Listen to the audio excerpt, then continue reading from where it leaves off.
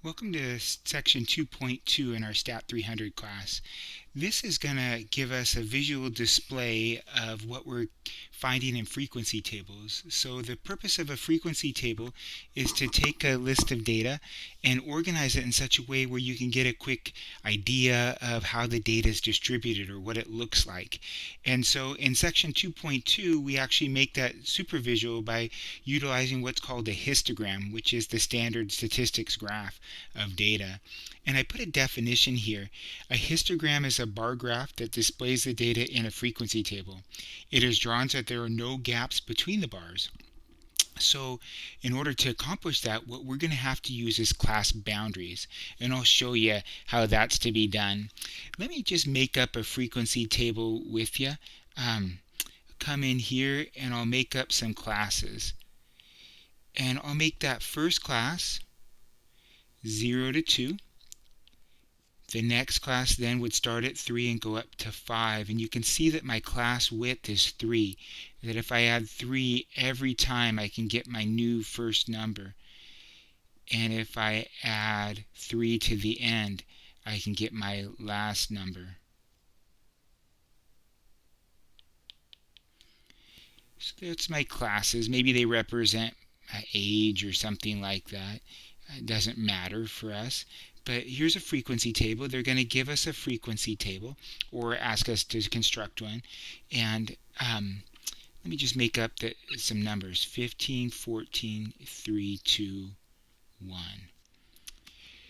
So as you're looking at this frequency table, our goal in this section is to get a quick picture of what's going on through what's they call the histogram.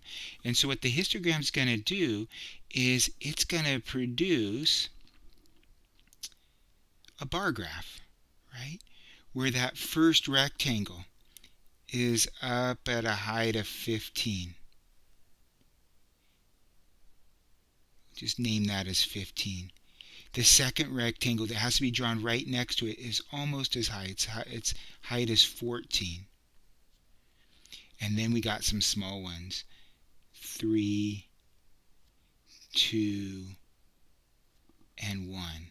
So I've just drawn the histogram, but I'm not going to get any full credit for it. I was going to say any credit, but definitely not full credit because I haven't labeled those endpoints. They need to touch each other, these bars, and so what I'm suggesting is that they need to utilize the class boundaries. So let's remind ourselves of the class boundaries. I'll put them in a different color. Class boundaries are right in between the first and second class. Well, they're right in between each of the classes. So the number right in between 2 and 3 is 2.5. Now my class width is 3, so I should be able to add 3 to get the next one, and sure enough, 5.5 is right in the middle. And add 3, 8.5, right in the middle, 11.5. Those are the ones that are right in between each class.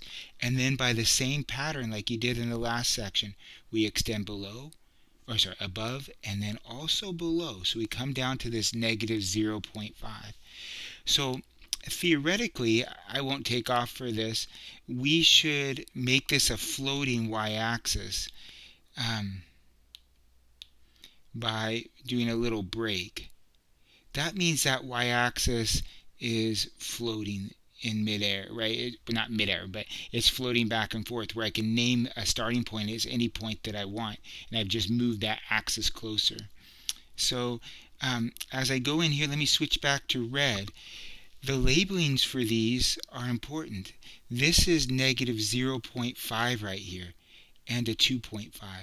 So that first rectangle represents all data between negative 0.05 and 2.5. Well, that's just everybody in this first class. So there's only 15 in there. We didn't pick up anybody as we went a half a unit up or a half a unit back. What's nice about using the class boundaries, and really the only reason that they brought them up in the second, is they allow us to draw these rectangles so that they're the same height, but then they're butted right up next to each other. So this is the 5.5, 8.5, 11.5, and 14.5. that's a histogram. They may ask you to interpret something from a histogram, but most of the work should be to construct that histogram. You may have to look at a data set and actually get more practice constructing the frequency table, but the one extension from the last section that this is providing is to take a histogram, take a frequency table and put it into a histogram in this manner, right? And so if I just have a secondary example to close out, if I had my first class go from 0 to 9, actually let me not start at 0, that might be nice. Let me say that my first class goes from 1 to 9. My second class then will start at 10, and I have a class width of 9, so it should go to 18. I hope that makes sense to you. I just added 9 to get from 1 to 10, so my next one's going to start at 19. My class width is really 9 coming through there. There's 9 things in that first category. 18 plus 9, 27. And then we're going to get a nice 28 that's 9 higher, and then plus 9, 36. I'm just going to stop there. So maybe this represents something like age, and this is our frequency, and I'll make my frequencies 5, 7, 9, 4, right? And so the only thing that we're being asked to do is construct a histogram. So in order to construct that histogram, I need to identify my class boundaries.